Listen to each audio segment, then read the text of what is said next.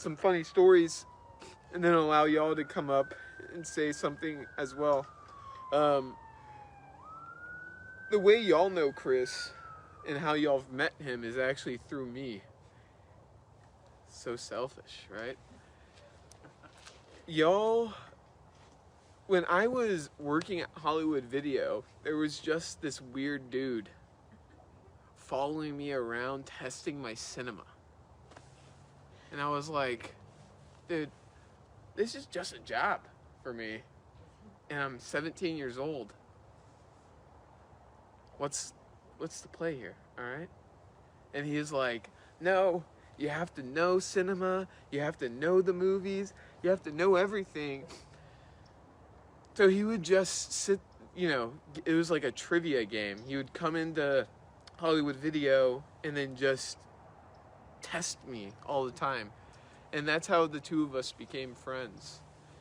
And then slowly he introduced, because he was like, look, we are going to try to filter out who the good friends are. So I'll allow you to bring one friend over to the apartment. And Sam was the first friend that I brought over. And he's like, okay, this guy's cool.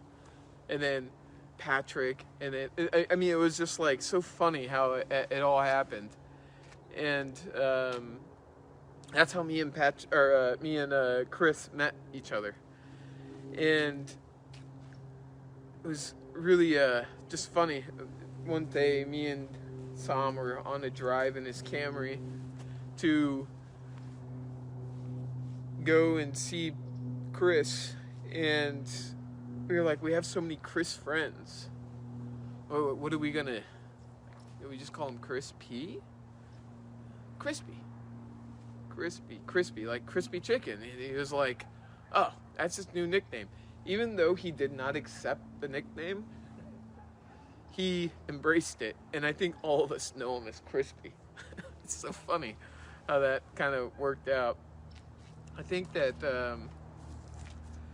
Chris and I had a lot of good memories, and he's a good guy, so I'm gonna allow anybody else to come and just share a moment or a story, and then if y'all don't, then we can just end this now. But I know that some of y'all have some pretty good stories, and I would like to hear them just for myself.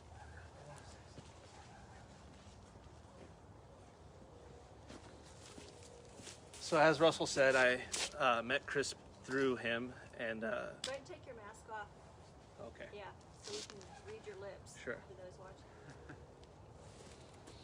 I met Chris through Russell, and we hit it off right away. We just got along really well. And one of the things that we bonded on very early on was we were both super competitive with playing video games, especially FIFA. I mean, he was really, really good at FIFA, but he was the worst person to play video games against. And specifically with FIFA, it's like an unsaid rule amongst friends that if you score a goal on somebody, there's an instant replay. You click right through that. You never let the instant replay play through. And every time he scored a goal, man, he let the instant replay play through, and he talked about how he just scored a goal on me. And it drove me crazy, but I love that competitiveness in him. And it's just something funny that he did. And when the game would be over, he'd beat me like 6-2 or something. And he immediately would start telling me how much better I'm getting at the game, or that that was really cool that you did that. Like, even in that moment of just playing a video game, he was concerned with making sure I wasn't upset, or, that's just the kind of person he was. Like, he was just a nice guy. And it was just I remember early on, that was just a little thing that me and him shared.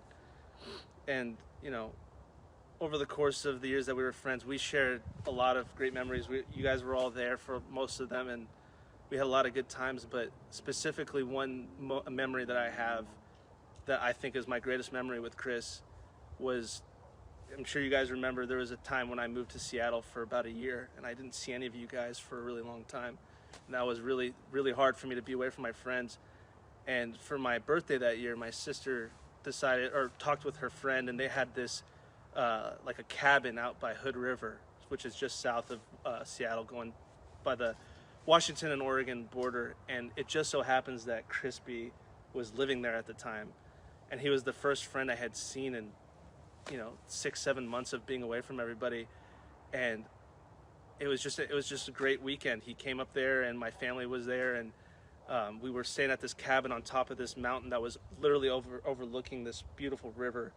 And I just remember, my family was there, some of my family was there, and me and him were sitting down, and we watched the NBA Finals. It was the Heat versus the Mavericks, and somehow the Mavericks won that championship. But me and him were sitting at a picnic table next to a freaking cliff overlooking a river, and we like broke down basketball for like 2.5 hours, and it was a really special moment. And it was, I don't know,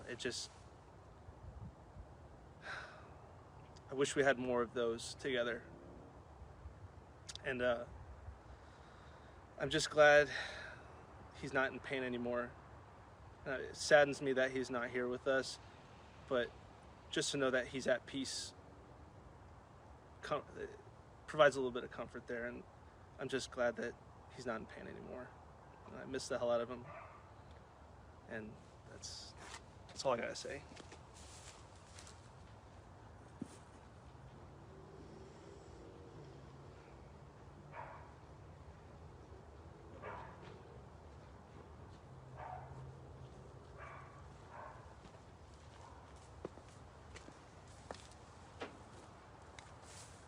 A lot of people say that, like, when you first meet someone, you instantly make a judgment on them within the first 2 seconds.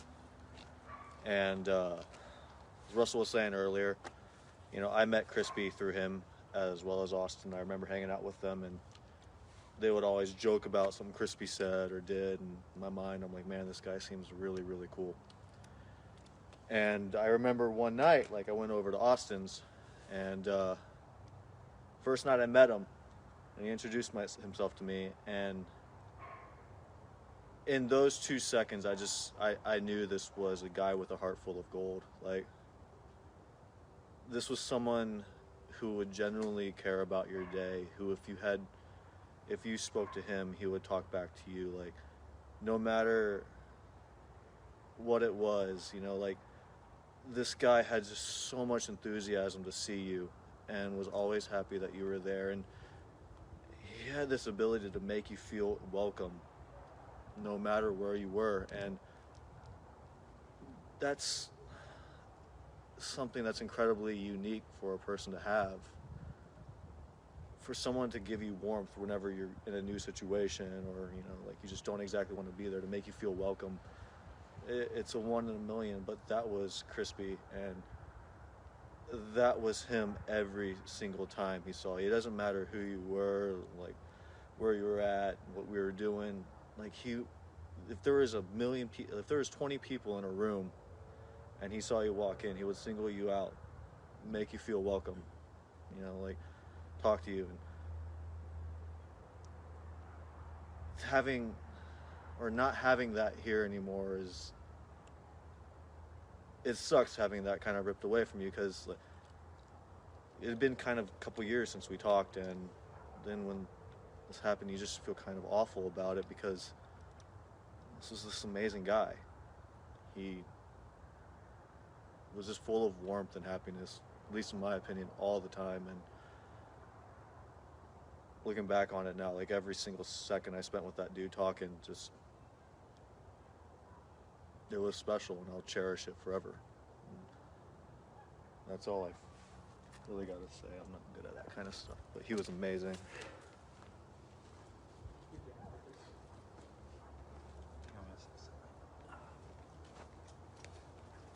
Did you want your mask?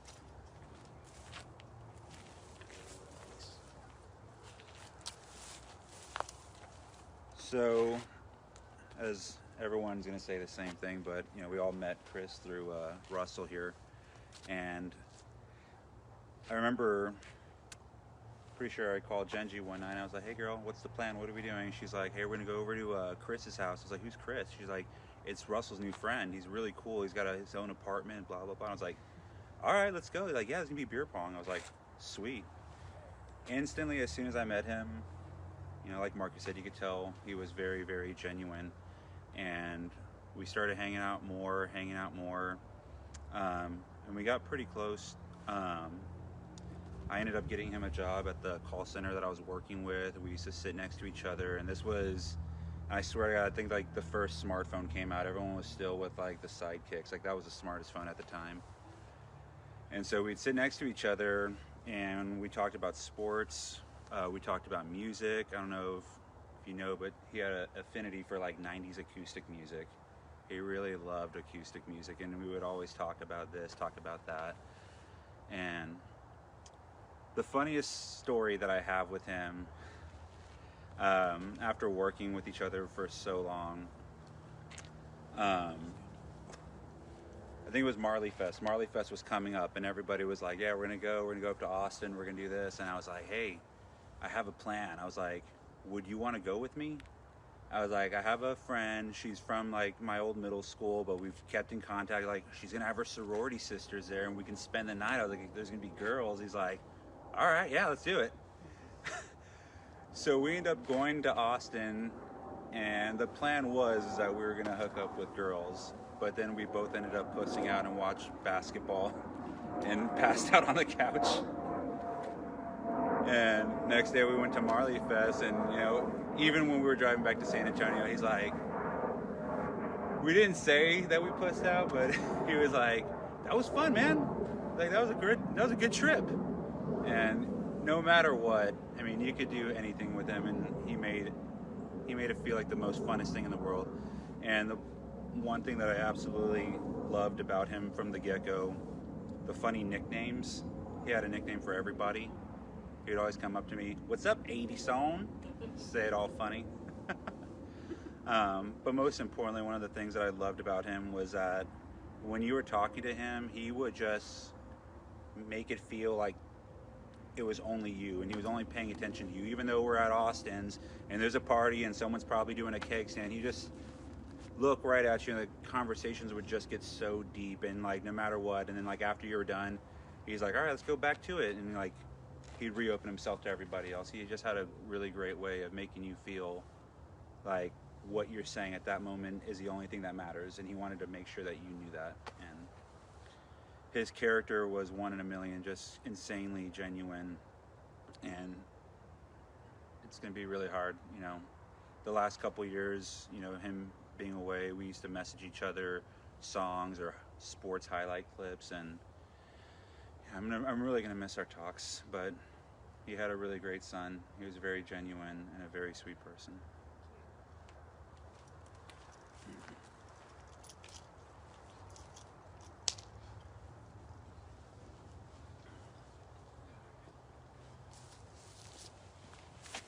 So just like what everyone said, he was a pretty nice guy. Oh, and Mark, by the way, sorry.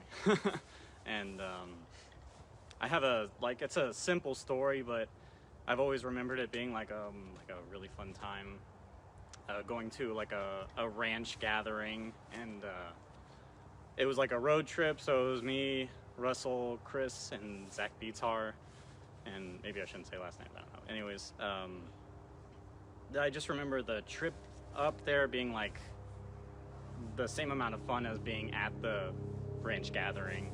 And I don't remember what we talked about or what songs we listened to, but it was just a fantastic ride up there. And then we stopped by Taco Cabana and had tacos and just chatted, and it was just I don't know, it was just stuck with me as being like a really great time. So just wanted to make sure to say that. And he's always a great guy and had great conversations, and exactly what everyone else is saying.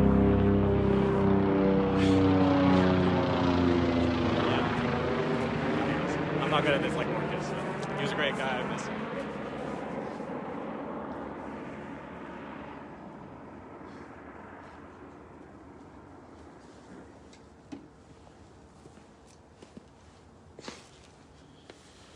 I'm Sergio, and I had met Chris through Russell, And I just remember, just like everyone said, how reliable he was. Anytime he was somebody that you could count on if you were just having the worst day, a girl broke your heart, or a boy broke your heart, I don't know. But it's just the factor that you knew that if you needed someone to call to tell you, or like just to answer the phone and sit there and listen, he was your guy. It didn't matter what time it was. I mean, I had multiple calls with him. Similar talks like Russell did with future long goals and women and whatnot, and video games was a huge thing. But yeah, no, that's one thing that I will definitely miss and cherish, was knowing that there was somebody that at any time of the night, any time of the day, didn't matter what he was doing, he would set aside everything and just pay attention to you, and give you some of the greatest advice you could give somebody, that when you needed to hear it or what you needed to hear. But God, I mean, there's a lot of stories, obviously, that you would want to tell, but a lot of them are just drinking, and just to keep it simple, I'll leave it with Chris. You will be missed. You were loved by everybody here, everybody watching, and I'm very happy you're not having to suffer with all the pains and stresses that life can bring. But do wish you were still here. But we love you, and you had a wonderful son.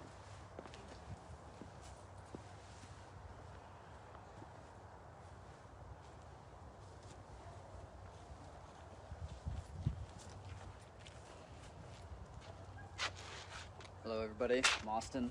I don't know if we've met Angelina, but man, never thought be up here saying this stuff about Chris. It's real hard, but he brought a lot of joy into all of our lives, and he's gonna be missed real bad. And I think, just looking back, I think the first time I met Chris is when Russell brought him over to one of our Thirsty Thursdays, and you know, it was just like everybody's saying, he was one of the nicest people we ever met, we'd ever know, and he gave the best advice, had the best stories, you know.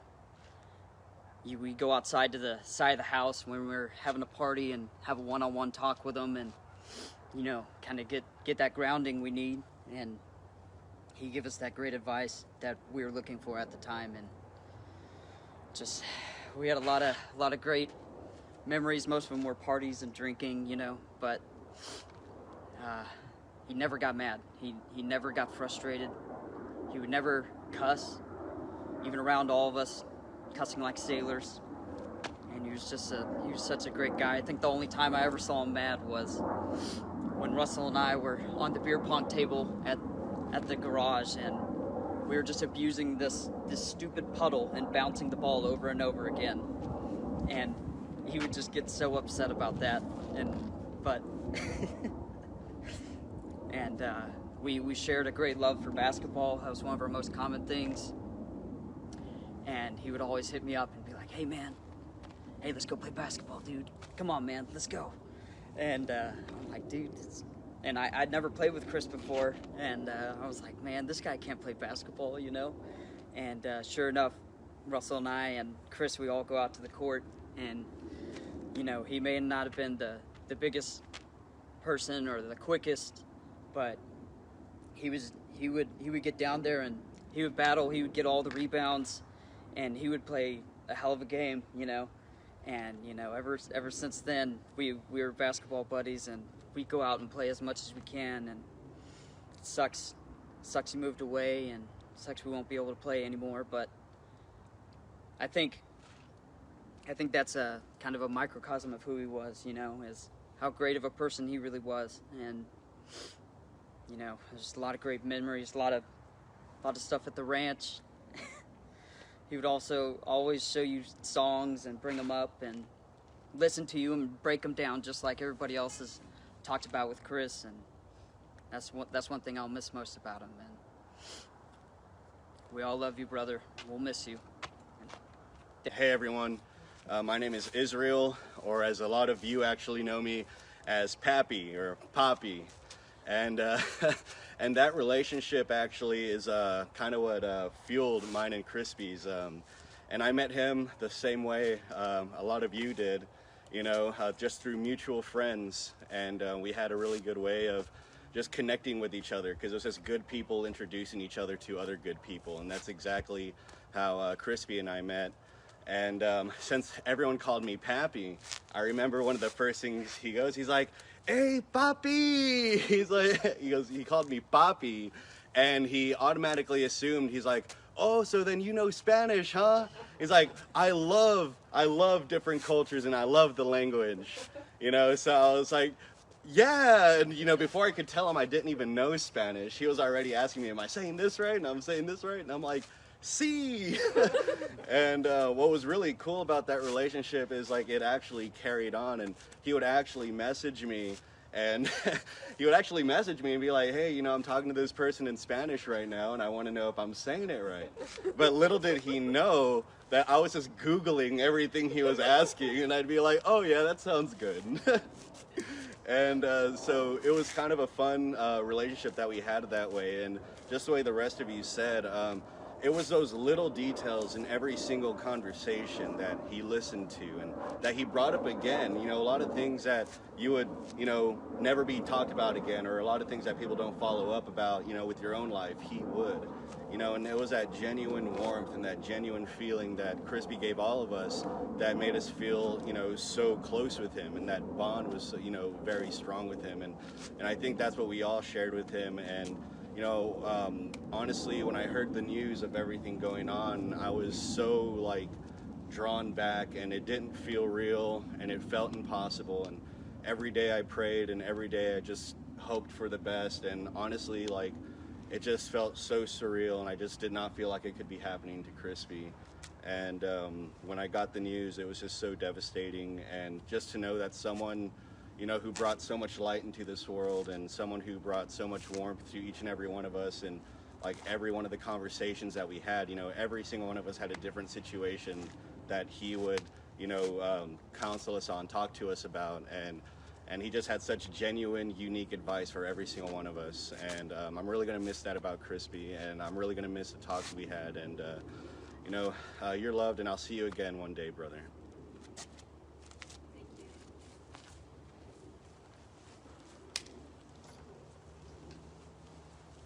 So as I was saying,